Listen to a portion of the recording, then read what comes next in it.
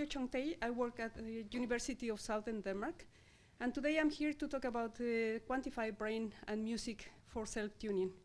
To give you a little bit of context about concentration and music, while I was studying for my final examinations for the master degree, I realized that I had problems concentrating when there was noise around, when there was total silence, or when I was listening to music with lyrics or catchy beats. I also realized then that certain type of music actually helped me to concentrate. So more like a pleasant background noise that would cancel all the outside distractions. For example, music without lyrics or with the catchy beats. At the moment, I'm working with brain-computer interfaces, or BCI. Very much a single dry sensor that the user just puts, and the sensor touches the forehead and they pinch their ear. And this sensor can record some brain activity, basically 8 different brain waves, the blinking, and it can also give some indicators for concentration and relaxation. With this device, we built a brain control artifact in which we use the brain waves to control how fast a fan spins. So the device connects wirelessly via Bluetooth to a computer, and the computer controls how fast the fan goes.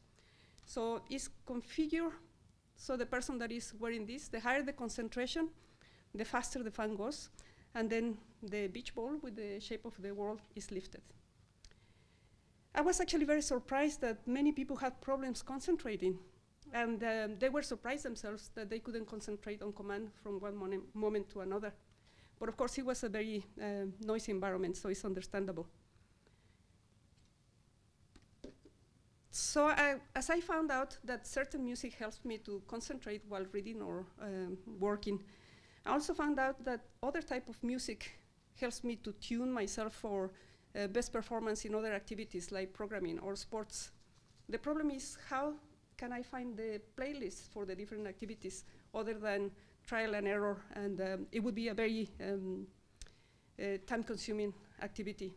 So I decided to use the brain-computer interface to quantify my levels of concentration and relaxation while I was listening to music and while I was performing different activities.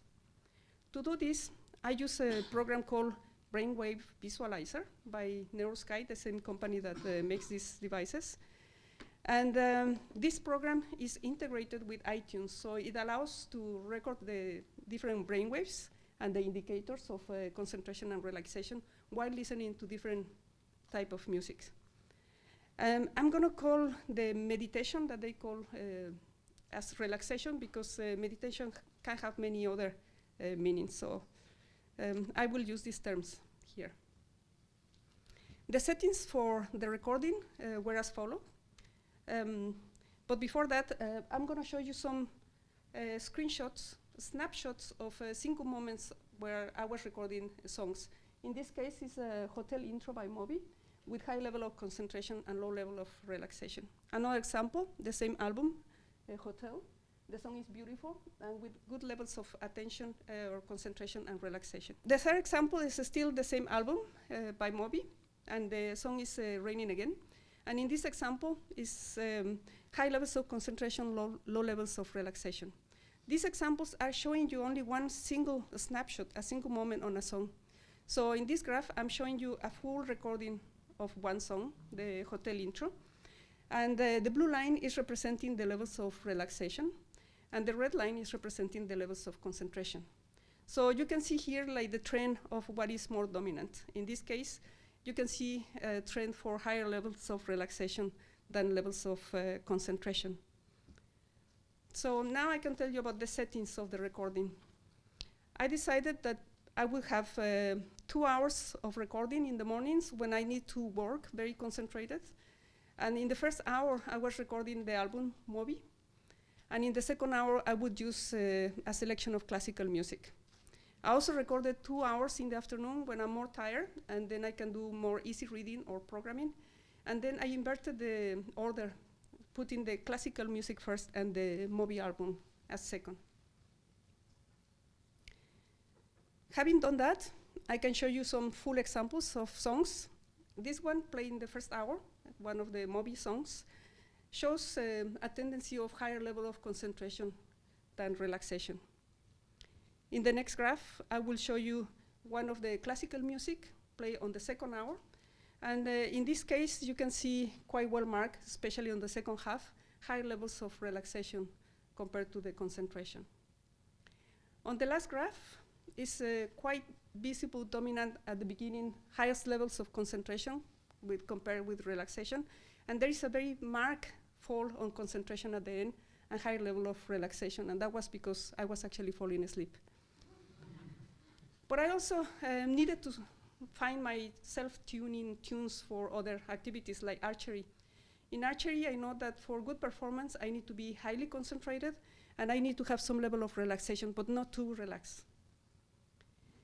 So after I have found my self-tuning tunes, the best that has worked for me is for highly concentrated reading or working, a selection of classical music, even commercial CDs like Music for Reading works. For archery, so far, the best album for me is the Hotel album by Moby. And for programming, is actually almost any high-beat collection works well. Now I'm going to show you some examples of what I believe is self-tuning effects for archery. Here I'm shooting 18 meters, and without music, the arrows are a bit off-center. And when I put the music, the arrows get more into the target. Another example is me shooting at 70 meters. The arrows without music are a bit more spread all over the target. And when I put the music, they get more closer together and more closer to the center. So once that I found my ideal self-tuning tunes, I actually found that by just playing the tunes, it feels easier to get into the actual mindset that I need for the specific activity. And this is what I'm calling self-tuning. So to finish with my talk, I'm going to leave you with this quote by Oliver Sacks, who was a British neurologist and who believed that the brain is the most incredible thing in the universe. Thank you for your attention.